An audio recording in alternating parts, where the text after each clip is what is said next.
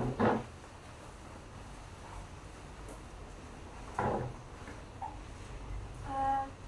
Baik, bagaimana perjalanan Anda menemui Ibu tadi? Apakah ada kendala? Perjalanan menuju ke sini kendalanya karena hari hujan, Bu. Oh, hujan. Jadi Anda pakai apa ke sini? Pakai payung, Bu. Alhamdulillah, jadi Ibu dan Anda tidak basah juga ya. Iya, Bu. Sebelumnya, apakah Nanda sudah kenal dengan Ibu? Belum, Ibu. Baik, perkenalkan nama Ibu Rahma Kurnia Ladula. Nanda bisa panggil Ibu Rahma. Kalau Ibu boleh tahu nama Nanda siapa? Perkenalkan, nama saya Dewi Yofa, bisa Ibu panggil saya Dewi. Oke, Dewi.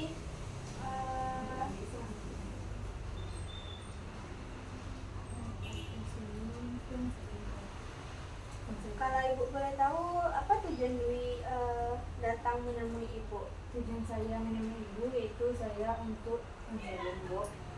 Sebelumnya apakah Dewi sudah pernah konseling? Belum, Bu. Dewi sudah tahu konseling atau belum? Belum, Ibu. Baik, di sini Ibu akan menjelaskan apa itu konseling. Jadi konseling itu seperti yang kita lakukan pada saat sekarang ini, yang mana Anda sebagai konselor dan Ibu sebagai klien. Di mana dalam sisi konseling ini ada 3 asas, yaitu asas kerahasiaan, asas kesukarelaan, dan asas keterbukaan. Diharapkan dalam sesi konseling ini Anda terjujur dan terbuka dalam menyampaikan permasalahan yang Anda alami. Anda tidak perlu khawatir permasalahan yang Anda ceritakan akan diketahui oleh orang lain, karena hanya Ibu, Anda, dan Tuhan saja yang tahu. Dalam sesi konseling ini, Anda boleh mengekspresikan segala bentuk emosi atau perasaan Anda, tapi perlu Anda ketahui, Anda tidak boleh merusak fasilitas yang ada di ruangan ini, termasuk Ibu sebagai konselornya. Paham Ananda? Paham, Ibu. Di konseling kali ini Ibu cuma punya waktu 30 menit karena nanti Ibu akan rapat dengan pimpinan. Apakah Anda bersedia dengan waktu tersebut? Bersedia, Ibu. Bisa kita mulai? Bisa, Bu. Oke, jadi apa yang akan kita bahas pada siang hari ini? Baik, Ibu, siang hari ini saya akan membahas tentang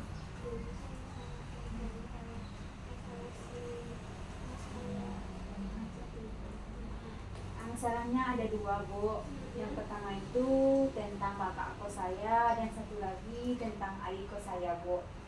Oke, menurut Anda dari 2 permasalahan tersebut mana permasalahan yang paling berat? Nah, jadi permasalahan yang paling berat lah yang akan kita selesaikan terlebih dahulu. Paham Anda? Paham, Ibu. Oke, boleh diceritakan permasalahannya? Boleh, Bu. Kan begini, Bu. Di dalam kamar itu kami ada bertiga, Bu. Yang pertama itu kakak kos saya, dia BP 22, Bu. Saya BP 23 dan adik kos saya itu BP 24, Bu. Jadi ceritanya, Bu, kan kami itu selalu makan bersama, Bu. Kami selalu makan bersama, Bu, dan selalu mencuci piring bersama. Tetapi kakak kos saya itu, Bu, dia tidak mau menyapu kamar, Bu. Dia selalu kami yang gantian bersama adik kos saya, Bu. Tetapi kakakku tidak pernah sama sekali, Bu. Anda merasa begitu? Iya, Ibu. Sebelumnya apakah Anda sudah pernah menceritakan ini kepada kakak kosan Anda? Belum, Bu, saya takut menceritakannya, Bu. Tetapi nanti saya ceritakan jadi permasalahan yang besar, Bu, atau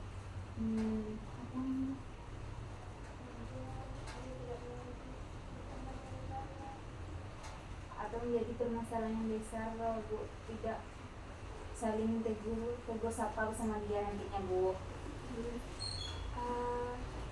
Ibu rasa itu hanya ketakutan Anda saja. Apakah pernah terpikir oleh Anda untuk membicarakan dengan kakak kos Anda? Pernah, Bu, tapi saya belum mencobanya, Bu. Kalau Ibu boleh tahu, sudah berapa lama Ananda satu dengan kakak kos Anda itu? Sudah dari semester 1 Bu sampai sekarang Bu. Sejauh ini apakah pernah ada masalah? Tidak Bu. Berarti masalahnya baru akhir-akhir ini ya? Iya Bu, baru akhir-akhir ini Bu.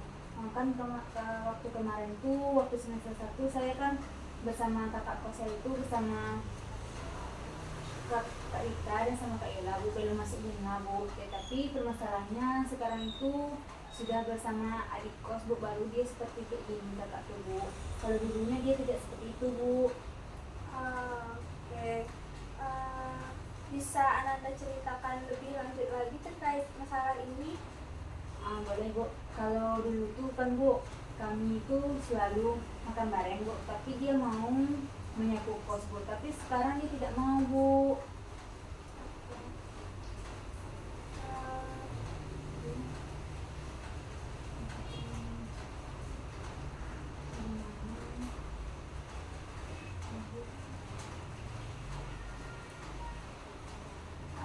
Kalau seandainya Ananda mengajak kakak kos Anda itu untuk bersih kos, apakah dia mau? Kalau untuk bersih kos dia mau Bu, tapi kalau soal menyapu gitu dia tidak pernah Bu, selalu kami Bu. Ya Ananda.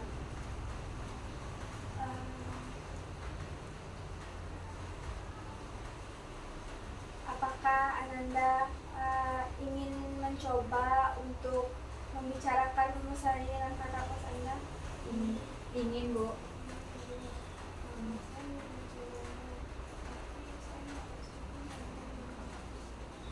Ingin Bu, saya mau juga mencoba, tapi saya malas berbicara sama kakak kos saya Bu, takutnya dia tersinggung Bu. Tadi Ananda mengatakan Ananda ingin mencobanya, namun Ananda mengatakan Ananda malas juga bicara dengan kakak kos Anda itu. Bagaimana itu?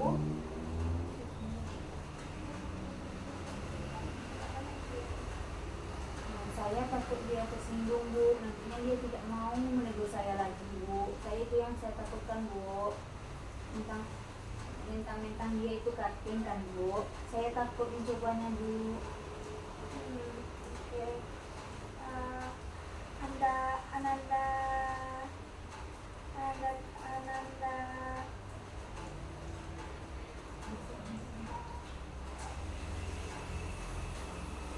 kalau Ananda tidak membicarakan permasalahan ini kepada kakak kos Anda, apakah permasalahan ini akan selesai?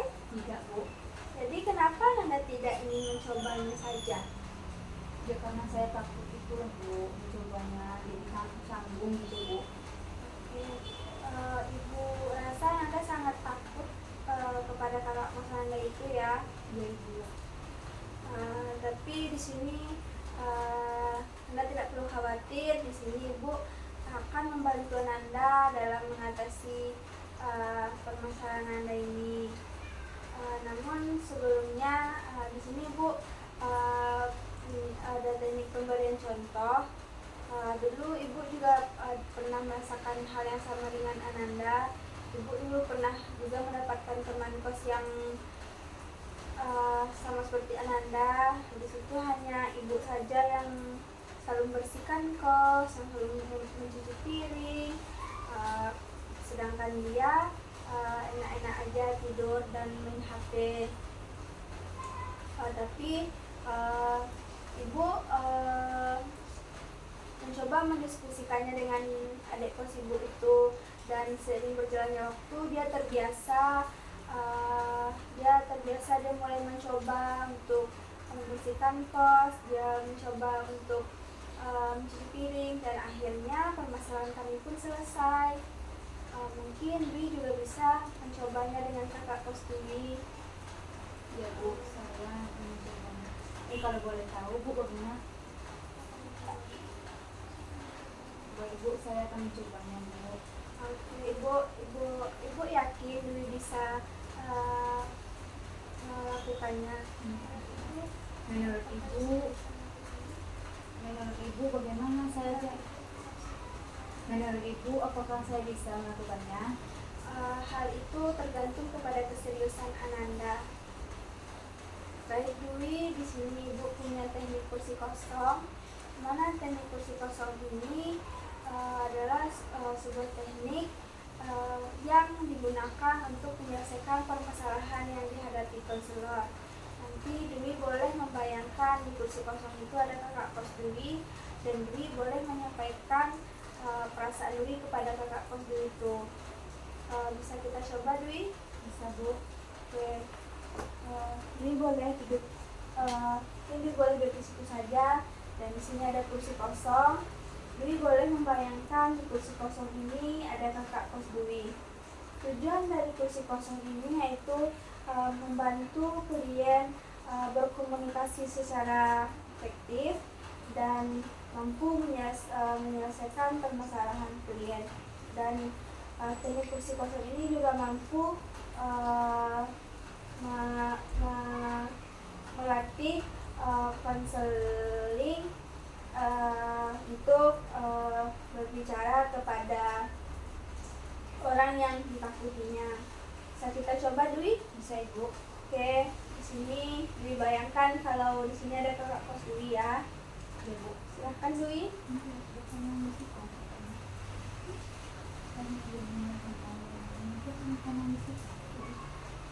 Baik Bu, saya akan mencobanya Bu.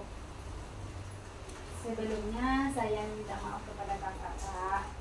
Saya di sini bukan bermaksud apa-apa ya Kak. Tapi di sini tolong sama-sama mengerti ya Kak. Untuk menyapu kamar ini seharusnya bukan kami berdua Kak. Seharusnya kan kita bertiga Kak, harus ganti-gantian, bukan selalu kami saja Kak.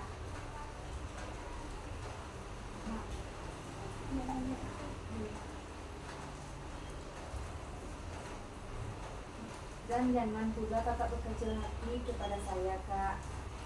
Kalau begini, selanjutnya kalau begini terus nggak mungkin kan Kak. Sudah Dwi? Sudah Bu. Apakah ada yang ingin disampaikan lagi pada kakak kosnya? Sudah Bu. Apakah menurut Ananda perkataan Anda tadi sudah tepat? Belum Bu. Oke Dwi, silakan diulangi. Baik Bu. Sebelumnya Kak, saya minta maaf kepada kakak. Di sini saya mau bicarakan tentang persoalan di kamar ini ya Kak. Tentang soal menyapu di kamar. Kakak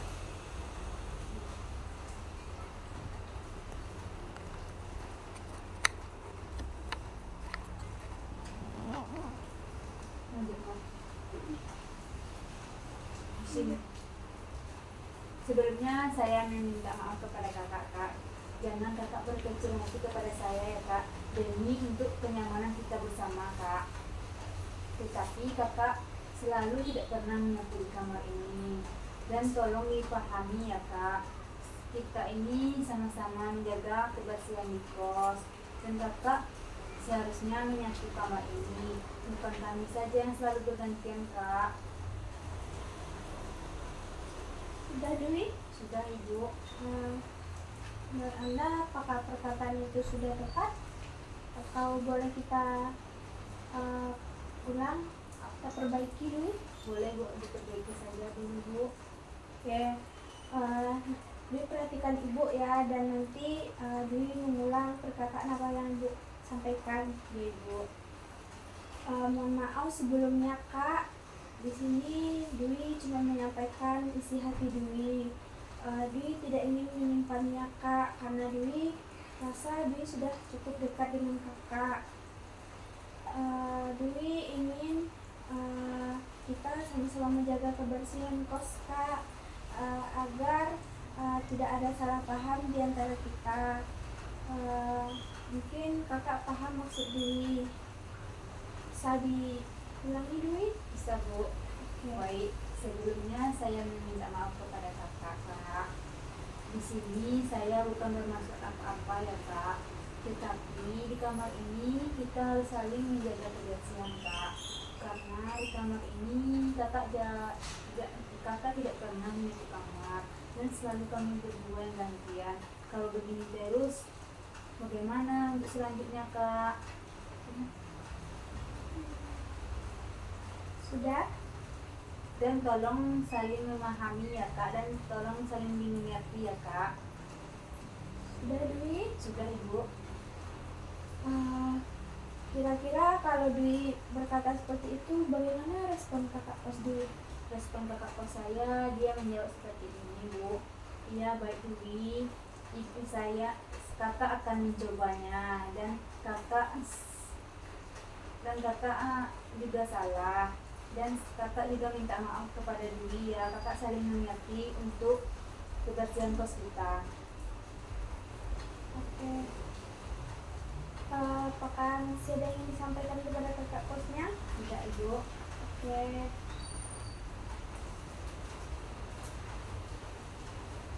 Dwi, tadi kita telah melakukan mencoba teknik kursi kosong.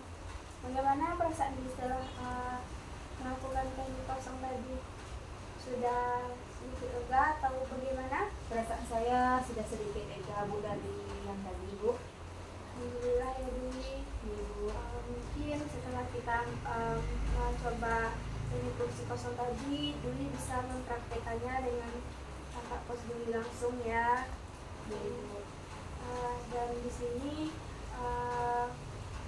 Dwi juga perlu asertif. Dwi harus berani menyampaikan kepada kakak Dwi isi hati Dwi sebenarnya. Dia tidak boleh menyimpannya, karena jika dia menyimpannya, itulah yang akan menjadi masalah bagi Dwi. Paham Dwi? Paham Bu.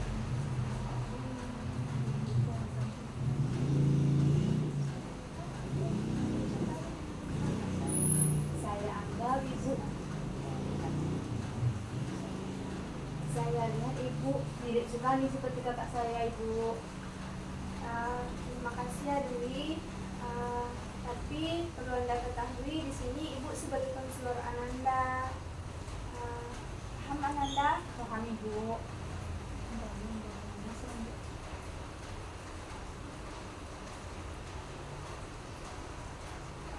Apakah ada yang masih dibahas? Oh baik Bu, yang kedua itu tentang permasalahan adik kos saya Bu. Dia itu kan Bu sering keluar Bu, sering keluar malam, tetapi dia tidak pulang Bu.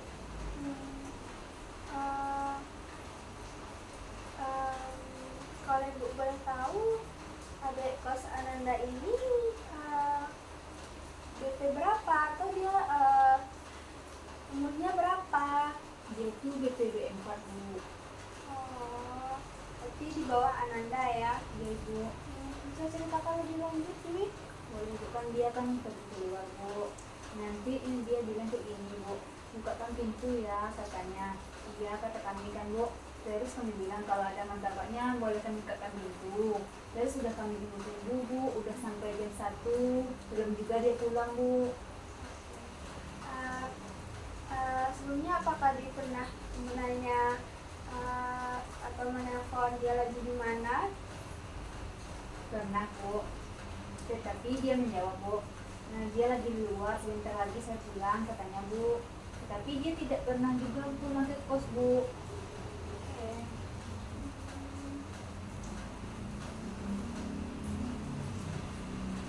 Sudah berapa kali ya dek kosan tidak pulang ke rumah, ke kos? Sudah 2 kali Bu. Bagaimana respon Ananda dengan teman sekamar Ananda lainnya? Nah, respon kami itu ya kurang baik lah Bu, kadang kan bisa mencurigakan gitu kan Bu. Kenapa Ananda bisa berpikir seperti itu Dwi? Karena saya itu kan Bu,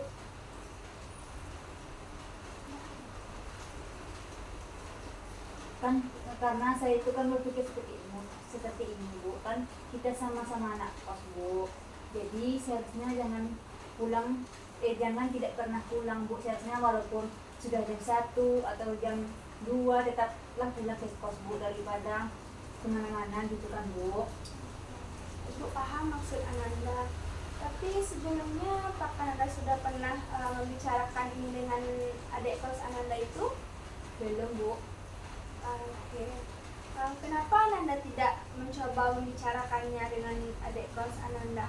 Mungkin kalau Ananda telah membicarakannya, adik kos Ananda itu bisa pulang lebih cepat lagi. Karena saya takut juga, Bu, nanti dia kan marah sama saya, Bu, walaupun saya cuttingnya gitu kan, Bu, tapi saya tidak takut juga saya, Bu. Tapi kalau Ananda tidak mencobanya, apakah hal itu akan selesai begitu saja? Tidak, Ibu. Jadi mungkin Anda bisa membicarakannya dengan adik kos Anda itu ya, agar permasalahan itu tidak terulang lagi, Ya, Bu. Em, Kalau Ibu boleh tahu, sekarang bagaimana komunikasi Anda dengan adik kos Anda? Apakah baik-baik saja atau tidak? Oh, kalau dia misalnya baru pulang tuh kan, Bu, dia kan pergi tuh main. Nah, dia pulang tuh besok paginya, Bu. Tapi dia acuh tak acuh saja, Bu. Kalau dia sudah baru pulang tuh, Bu. Oke. Bagaimana? Saya diam saja, Bu, gitu, Bu. Kalau dia sapa, Kak, ya, saya gitu kan aja, Bu. Bagaimana respon Ananda terhadap hal itu? Respon saya itu, Bu, ya kurang baiknya bagi saya, Bu. Hmm.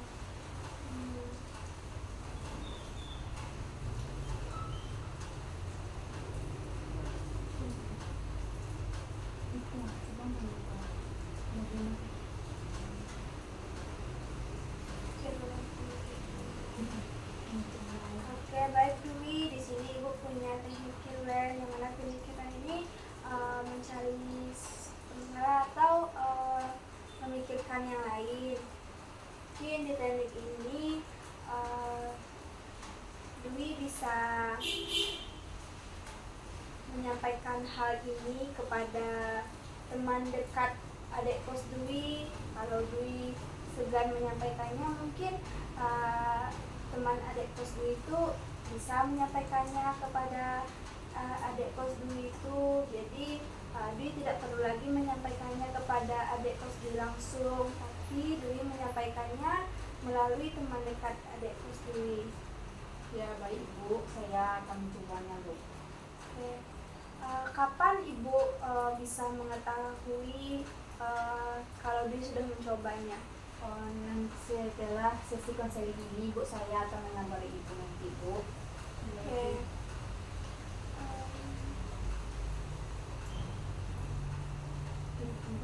Kira-kira kapan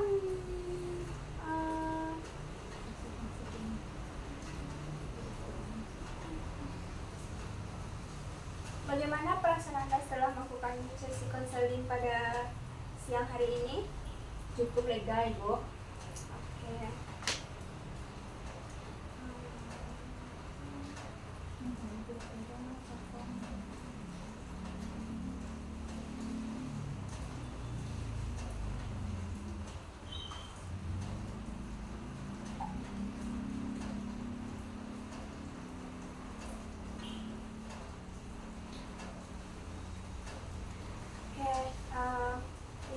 Ibu yakin Dwi bisa melakukannya. Ibu akan menunggu kabar dari Dwi ya. Kira-kira untuk sesi konseling selanjutnya kapan itu bisa kita lakukan? Untuk sesi konseling selanjutnya itu 1 minggu lagi, boleh, Bu? Oke, nanti kabari saja Ibu ya Dwi. Baik, Ibu. Oke.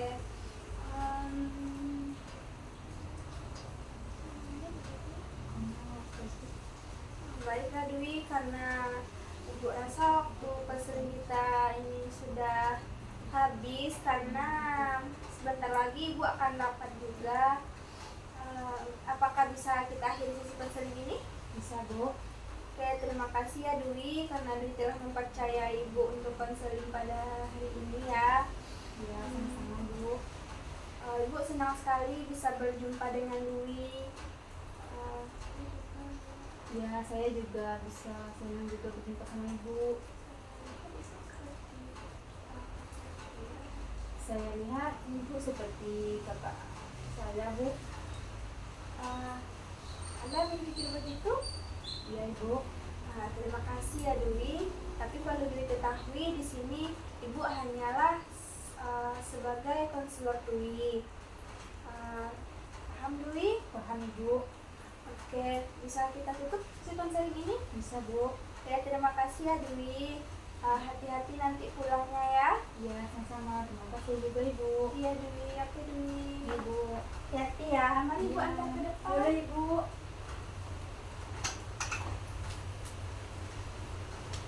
Hati-hati ya.